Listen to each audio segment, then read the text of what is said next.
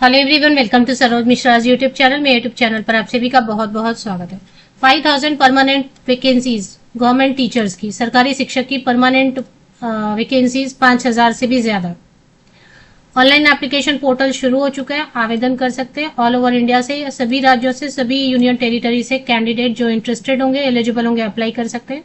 और सबसे अच्छी चीज है इसमें जो सिलेक्शन क्राइटेरिया है, कोई इंटरव्यू नहीं होने वाला है इसमें, और सिर्फ एक एग्जाम होता है, सिर्फ एक एग्जाम, वो भी CBT, computer based exam, objective type exam रहेगा, वस्तुनिष्ठ प्रश्न, और सिर्फ एक परीक्षा से आपको सरकारी नौकरी मिल सकती है। इससे अच्छा मौका और क्या होगा।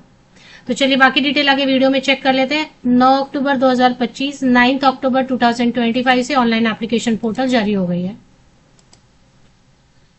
तो आप देख रहे हैं करंट वैकेंसीज में बहुत तेजी से स्क्रॉल हो रहा है। ये सारे सब्जेक्ट्स जो है ना, जो स्क्रॉल अप हो रहा है, टीजीटी मैथमेटिक्स के लिए, टीजीटी इंग्लिश के लिए मेल फीमेल कैंडिडेट्स के लिए अलग अलग वैकेंसीज हैं। Train graduate teacher social science, train graduate teacher natural science, train graduate teacher Hindi, और ऐसे कई सारी वैकेंसीज आई हुई हैं। तो एडवर्टीजमेंट पहले ही रिलीज हुई थी government of NCT of Delhi, DSSB Delhi subordinate services selection board की ऑफिशियल वेबसाइट पर सारी अपडेट आती है। विज्ञापन आ गए, ऑनलाइन पोर्टल भी इसी ऑफिशियल वेबसाइट पर आ चुके हैं। तो ये ऑनलाइन जो है ना ऑफिशियल वेबसाइट है, DSSB Delhi subordinate services selection board. Government of NCT of Delhi, Delhi में जितने भी सरकारी स्कूल रहेंगे, म्यूनिसिपल स्कूल्स रहेंगे, जितने भी गवर्नमेंट स्कूल्स अलग अलग रहेंगे, उन सब में जो भर्ती होगी वो अपडेट इसी ऑफिशियल वेबसाइट पे आएगी। सारी नोटिफिकेशन, एप्लीकेशन पोर्टल, आंसर की, रिजल्ट, सब कुछ। तो 9 अक्टूबर आज से ऑनलाइन एप्लीकेशन शुरू हो गई। मैं वीडियो 9 अक्टूबर को बना रही हूँ, आप तक कब पहुंचता है, लेकिन टाइम पे ही पहुंच जाएगा, क्योंकि 1 मंथ का टाइम है। जो इंटरेस्टेड कैंडिडेट है वो ऑलरेडी अप्लाई करने का सोच रखे होंगे, उन्होंने सोच रखा होगा। देखिए अभी टीचर बनने में बहुत फायदा है। सबसे पहला तो क्या है कि गवर्नमेंट स्कूल में आप टीचर बन रहे हैं दिल्ली में, तो आपको HRA हाउस रेंट अलाउंस बहुत अच्छा मिलने वाला है, क्योंकि दिल्ली मेट्रोपॉलिटन सिटी होने की वजह से सबसे ज्यादा यहाँ पे हाउस रेंट अलाउंस मिलता है। दूसरा क्या ना, 8वां वेतन आयोग अगर आपने देखा होगा, 8 पे कमीशन के हिसाब से सैलरी अगर आपने देखी होगी, तो सैलरी जबरदस्त बढ़ने वाली है। 1 लाख तो सैलरी बिल्कुल फ्रेशर को मिलने लग जाएगी, टीचर को। और इसमें क्या है, एक ही एग्जाम है ना, सिंगल एग्जाम है, 1 एग्जाम है टियर 1, उसके बाद कोई एग्जाम नहीं है टीचर के लिए, टीचर वाली पोस्ट के लिए। इंटरव्यू तक नहीं है, डेमो क्लास भी नहीं देना, कुछ भी नहीं देना। अब केवीएस में आप अप्लाई करेंगे तो अभी 50 नखड़े उसमें रहेंगे। अभी पहले टियर 1 हो जाए शायद, कहीं क्या पता, फिर दूसरा होगा, फिर इंटरव्यू होता है, डेमो होता है, बट यहाँ पे कुछ भी नहीं है। तो फिलहाल तो टीजीटी की वैकेंसीज आई हुई है। अभी मैंने एक वीडियो अपलोड की है, पोस्ट ग्रेजुएट टीचर की भी कुछ वैकेंसीज एक्सपेक्टेड है, जल्दी आ सकती हैं। तो टीजीटी में मैथमेटिक्स के लिए, इंग्लिश के लिए, social science, natural science, Hindi के लिए संस्कृत और उर्दू, पंजाबी के लिए drawing teacher and special education teacher में बहुत कम वैकेंसी है। टोटल कुल मिला के 5346 पोस्ट बन रहे हैं, 5346 पोस्ट। ये ऑफिशियल वेबसाइट है, इस पे आप अप्लाई कर सकते हैं। 100 रुपीज फीस रहती है मेल कैंडिडेट के लिए, बाकी female, SC ST OBC PWD इनके लिए फीस नहीं रहती है, 0 फीस। कोई एक सब्जेक्ट लेके, मैंने पहले भी इसके लिए वीडियो बनाई, आप लोगों ने भी बहुत सारी वीडियोस इसकी देखी होंगी। तो जैसे मैं एक सब्जेक्ट लेके आपको सिर्फ क्वालिफिकेशन समझाने की कोशिश कर रही हूँ कि ग्रेजुएशन बेसिस पे भी आप अप्लाई कर सकते हैं अगर 50% या अधिक अंक है रिलेटेड सब्जेक्ट में, और ये सब्जेक्ट आपने कम से कम 2 साल पढ़ा हो। यहाँ पे ये कंडीशन नहीं कि 3 साल पढ़ा होना चाहिए, 2 साल भी पढ़ा है आपने वो सब्जेक्ट ग्रेजुएशन में, और 50% या अबव मार्क्स स्कोर किया है, तो आप अप्लाई कर सकते हैं। अगर ग्रेजुएशन में 50% या अधिक अंक स्कोर नहीं किया है, तो आप मास्टर डिग्री के बेसिस पे भी अप्लाई कर सकते हैं। अगर मास्टर डिग्री में जहां पे भी, ग्रेजुएशन में अगर 50% या अबव है तो ठीक है, संबंधित विषय 2 साल या कम से कम पढ़ा है तो ठीक है, नहीं तो मास्टर डिग्री के बेसिस पे भी अप्लाई कर सकते हैं। अगर मास्टर डिग्री में 50% है और ग्रेजुएशन में मान ले नहीं है, तब भी आप अप्लाई कर सकते हैं। साथ में क्योंकि टीजीटी की पोस्ट है तो बीएड चाहिए, या फिर 4 ईयर वाला BLED भी अप्लाई कर सकते हैं, इंटीग्रेटेड BEd BSc एड भी अप्लाई कर सकते हैं, इंटीग्रेटेड BEd MAd भी अप्लाई कर सकते हैं, BLED तो कर ही सकते हैं, और सीटेट पेपर 2 होना चाहिए। एज की क्राइटेरिया कुछ इस तरीके से कि देखिए, मिनिमम नहीं लिखा तो मिनिमम मैं हमेशा अपनी तरफ से लिख देती हूँ 20 या 21 चले। 21 to 30 ईयर्स के जनरल कैंडिडेट अप्लाई कर सकते हैं, बाकी ST SC कैंडिडेट को 5 साल की छूट मिलती है, और रिलैक्सेशन तो है।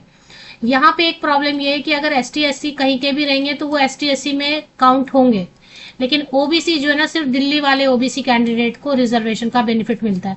बाहरी स्टेट के जो ओबीसी कैंडिडेट है उनको रिजर्वेशन नहीं मिलता। बाकी एसटी, एससी, पीडब्ल्यूडी, ईडब्ल्यूएस, इन सबको किसी भी स्टेट के तो उनको रिजर्वेशन मिलेगा। यहाँ पे एज में रिलैक्सेशन वगैरह मिलेगी। अभी एक ही एग्जाम होने वाली है, इसका डिटेल वीडियो मैंने बनाया, आपने भी देख लिया होगा। सैलरी अभी, ये तो सैलरी कुछ भी नहीं है, जब तक रिजल्ट आएंगे, एग्जाम होगा, तब तक 8 पे कमीशन स्टार्ट हो जाएगा। सैलरी आराम से 90,000 बनने वाली है 8वें वेतन आयोग के हिसाब से, और अभी की बात करें तो 65,000 सैलरी बनती है। चलिए, अभी बाकी नेचुरल साइंस का जो सब्जेक्ट कॉम्बिनेशन आप देख लेना, सरल शब्दों में ही लिखा है, इजी वर्ड्स यूज किया है बताने के लिए। और जो लास्ट डेट रहती है ना, उसी को कट ऑफ डेट मानते हैं एज की कैलकुलेशन के लिए, क्वालिफिकेशन कंप्लीट होने के लिए। कोई भी अपियरिंग वाले को अलाउ नहीं किया जाता है। फीस जो है ना, जितने भी महिला कैंडिडेट है, फीमेल कैंडिडेट, चाहे दिल्ली के हैं चाहे दिल्ली के बाहर के, एससी एसटी कैंडिडेट हो, किसी भी कैटेगरी के female candidate, SC candidate, ST candidate, PWD candidate, एक सर्विस, इनको 0 फीस रहेगी। बाकी फीस किनको है? फीस है केवल मेल कैंडिडेट जो कि जनरल, ओबीसी, ईडब्ल्यूएस कैटेगरी के मेल कैंडिडेट, उनको 100 रुपया फीस है। और ये नॉन रिफंडेबल है, इसको ये रिफंड में आपको कभी नहीं मिलेगा, चाहे आप एग्जाम बैठो, सेलेक्ट हो नहीं हो। एग्जाम में क्या पूछेंगे? 2 आवर्स का क्वेश्चन रहेगा, 200 क्वेश्चन, 200 मार्क्स रहेंगे, 1 question 1 mark. General awareness part A section A रहेगा, सब वस्तुनिष्ठ प्रश्न रहेगा, हिंदी में भी क्वेश्चन रहेगा, इंग्लिश में भी रहेगा, बाइलिंगुअल रहता है। General awareness, general intelligence, reasoning, arithmetic, numerical ability, Hindi, English language, ये सब। और बाकी सेक्शन बी में आपका सब्जेक्ट रहेगा, और टीचिंग मेथोडोलॉजी और बीएड पे क्वेश्चंस रहेंगे। तो 100 मार्क्स उस पे और 100 मार्क्स आपके सब्जेक्ट पे, कुल मिला के 200 मार्क्स रहेंगे। नेगेटिव मार्किंग 1/4 का रहेगा। हिंदी में भी क्वेश्चन पढ़ के आंसर करना है तो कर सकते हैं, इंग्लिश में भी पढ़ के करना है तो कर सकते हैं। बाकी जो उर्दू है, संस्कृत है, वो सब तो उर्दू में ही रहेगा ना क्वेश्चन, वो इंग्लिश में कैसे रहेगा। तो ये हो गया मोड ऑफ सिलेक्शन, बस एक एग्जाम सिलेक्शन हो जाएगी। बहुत अच्छी अपॉर्चुनिटी है। इसमें कुछ देखिए, क्वालिफाइंग मार्क्स तो कुछ होता नहीं, फिर मेरिट लिस्ट तो बनेगी उसके हिसाब से ना, क्या कट ऑफ जा रहा है उस पर बनेगा।